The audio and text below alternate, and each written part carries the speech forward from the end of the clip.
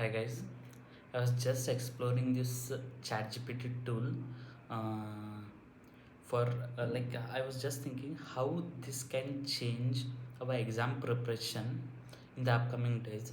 So I was just trying this ChatGPT's new feature, live voice.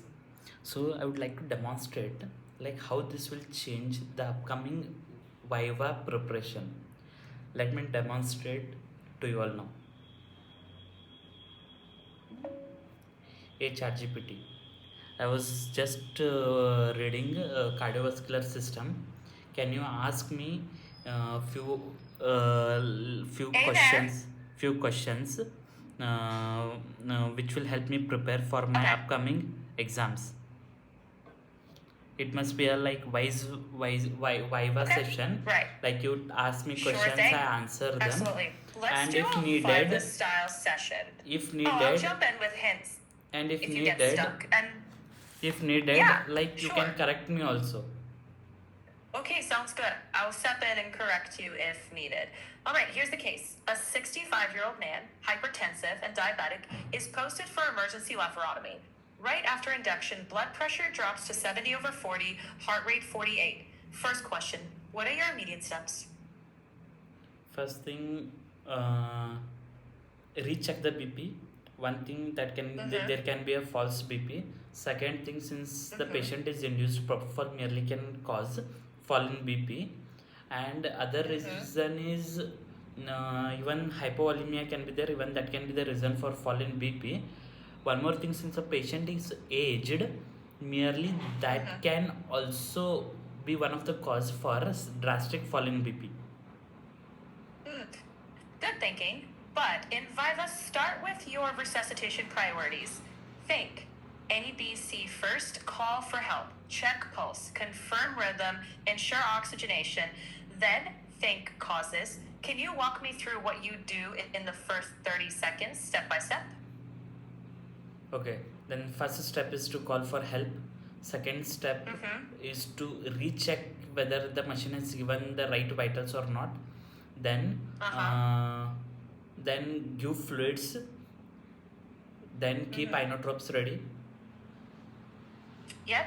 So just sharpen the order. Call for help, 100% oxygen, check pulse and ECG quickly, confirm NIBP versus invasive if there's a line, and start a fluid bolus if not contraindicated. Then consider atropine for symptomatic bradycardia and a vasopressor depending on the scenario. Next, why might you choose phenylephrine versus ephedrine here? Sorry, come again. No problem. When would you choose phenylephrine versus ephedrine for this patient? Just a quick compare. Okay. Phenylephrine, no doubt phenylephrine will cause increase in BP. However, there is going to be reflex bradycardia. So, if there Hmm. is tachycardia and hypotension, I would choose phenylephrine, and ephedrine I would Mm-hmm. choose whenever it's vice versa. That is, there is fall in BP and there is also bradycardia, because ephedrine Mm-hmm. will increase in the heart rate. So whenever there is bradycardia, decrease in BP, I would choose ephedrine, and whenever there is tachycardia, hypotension, I would choose phenylephrine. Okay, that is a solid exam level answer. Pure alpha with reflex bradycardia, so better if heart rate is high or normal. Ephedrine with mixed alpha and beta is better when the heart rate is low. One update, small bolus norepinephrine is increasingly used for post-induction hypotension. Quick follow-up, HR 48, BP still 70/40 after a fluid bolus. What's your next drug and dose? Next, give phenylephrine, because there is a bradycardia and there is also hypotension. So phenylephrine should take care of it. I push back there. With simultaneous marked bradycardia and hypotension, phenylephrine may worsen bradycardia. You'd usually go for ephedrine, say 6 to 12 milligrams IV, or atropine zero Sorry. point There was 0.5 milligrams. bradycardia, right? Exactly. If there is bradycardia Yeah, and hypotension, then ephedrine has to be chosen, or methamphetamine can be chosen. exactly. exactly. That's the correction I wanted. Well done. And yeah, mephentermine is a reasonable option in many Indian OTs. Examiners love that nuance. Now tell me, why can propofol produce both hypotension and bradycardia physiologically? One thing is, first thing is, it will decrease the sympathetic outflow, merely because of which that can decrease the BP, because this propofol will act uh, at the level of brainstem, and that will decrease the sympathetic outflow, because of which even the acetylcholine at the level of nerves intervening the vessels is also decreased, because of which there is going because of which vessels get dilated, since there is no acetylcholine. And one more thing is, propofol directly inhibits cardiac muscle per se, even that can be one of the reason for decrease in BP. And another reason is, since there is decreased outflow from sympathetic down, now vagus system will overtake, and that can be one of the reason for fall in BP, fall in heart rate. You're circling? Because at the level of SN node, Yeah. there is going to be decreased sympathetic flow, because of which vagus system will take over the SN node, and there is going to be bradycardia. Okay, so you're circling the right ideas. Let me tighten it up for exam wording. Think four things: decreased SVR from arterial vasodilation, venodilation, reducing preload, direct myocardial depression, and blunted barrel reflex with vagal predominance, so less reflex tachycardia. And it's norepinephrine at sympathetic nerve terminals, not acetylcholine. I'd give that a 7.5 out of 10. Next, why is this worse in the elderly? Short answer. One thing, these patients, elderly patients, are more prone for hypotension, because first, the compensatory mechanism is already hampered in adults, and the cardiac contractility is also hampered, and by giving propofol we are just dampening the contractility. Good start. Examiners would love to hear reduced baroreceptor sensitivity, decreased intravascular volume, higher drug sensitivity, plus that reduced cardiac reserve you said.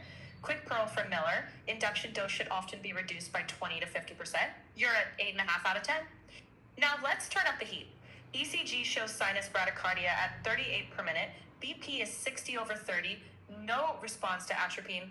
What are your next 3 steps? Next 3 steps.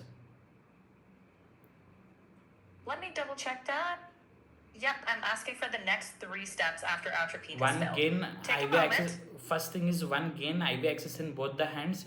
Second thing is, keep noradrenaline ready. Third thing, keep vasopressin also ready. I would stop you right there. In Viva, you'd get pressed for immediacy. First, treat the unstable bradycardia, epinephrine, 10 to 20 microgram boluses, or start an infusion. Get norepinephrine running. Consider pacing if truly refractory, transcutaneous initially. Always recheck depth, oxygenation, and reversible causes. 6.5 to 7 out of 10 here. Not bad, but be ready to act, not just prepare. Last rapid fire: succinylcholine-related bradycardia mechanism and risk group. Go, one breath. Like what? Succinylcholine? Why succinylcholine will cause bradycardia? Checking that. Great question.